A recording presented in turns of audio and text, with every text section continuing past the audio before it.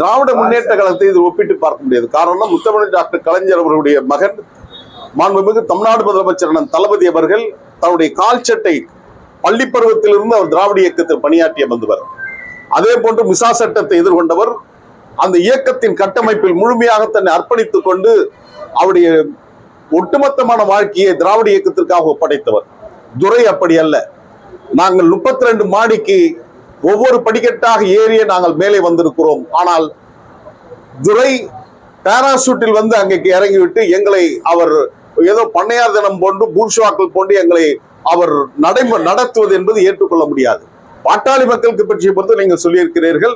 மருத்துவர் ஐயா டாக்டர் ராமதாஸ் அவர்கள் மருத்துவர் முன்னாள் அமைச்சர் அன்புமணி அவர்களை தெளிவாக சொல்லியிருக்கிறார். கட்சியா குடும்பமா என்று சொன்னால் மகனுடைய நடவடிக்கை சரியில்லை என்பதனால் மருத்துவர் சொன்ன செய்தி நான் கட்சிதான் எனக்கு பெரிது என்று மகனையே தள்ளி வைக்கின்ற அந்த காட்சியை பார்க்கின்றோம். ஆனால் இங்கே அந்த ஜனநாயக பண்பு நலன் துரை வருவதற்கு முன்பாக இருந்தது. ஆனால் துரை வந்ததற்கு பின்னால் மறுமலர்ச்சி விலகி மகன் திமுகவாக மாறி இருக்கிறது என்பதுதான் எங்களுடைய பொருளாக இருக்கிறது. கடந்த 4 ஆண்டுகளாக எனக்கு எதிராக அவதூறு பிரச்சாரங்கள் பண்ணுவது, என்னை அவமானப்படுத்துவது, அலட்சியப்படுத்துவது என்று தொடர்ந்து செய்து கொண்டு வந்தார். ஆனால் என்னை வெற்றி கொள்ள முடியவில்லை.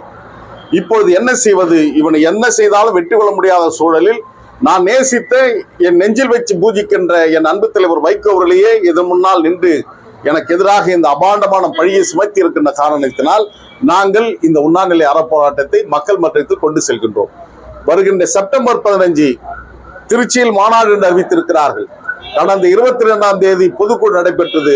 நான் லண்டனிலிருந்து வந்தேன் உரையாற்றுவதற்காக. ஆனால் என்னை பேசுவதற்கு அனுமதிக்கவில்லை. சென்னை மண்டலம் கடந்த 10ஆம் தேதி நடைபெற்ற சென்னை மண்டல கூட்டத்தில் நான் பேசினால் தொண்டர்கள் ஆர்ப்பரிப்பார்கள், விசில் அடிப்பார்கள், கைத்தட்டுவார்கள் என்பதற்காக நான் அழைக்கப்படாமல் புறக்கணிக்கப்பட்டேன். என்னுடைய பெயரோ படமோ எங்கே போடக்கூடாது என்று சொன்னார்கள்.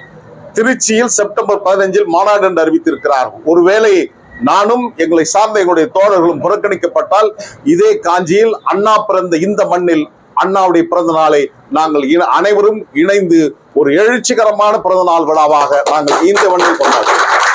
செய்திகளை உடனுக்குடன் தெரிந்து கொள்ள கீழ்கண்ட கேபிள் மற்றும் டிடிஹெச் நெட்வொர்க்குகளில் எம்நாடு செய்தி தொலைக்காட்சியை காணுங்கள். பாதகம் செய்பவரை கண்டால் நாம் பயம் கொள்ளலாகாது பாப்பா. மோதி மிதித்து விடு பாப்பா, அவர் முகத்தில் உமிழ்ந்து விடு பாப்பா. அண்மை செய்திகளை உடனுக்குடன் தெரிந்து கொள்ள இணைந்திருங்கள் எம்நாடு தொலைக்காட்சியுடன்.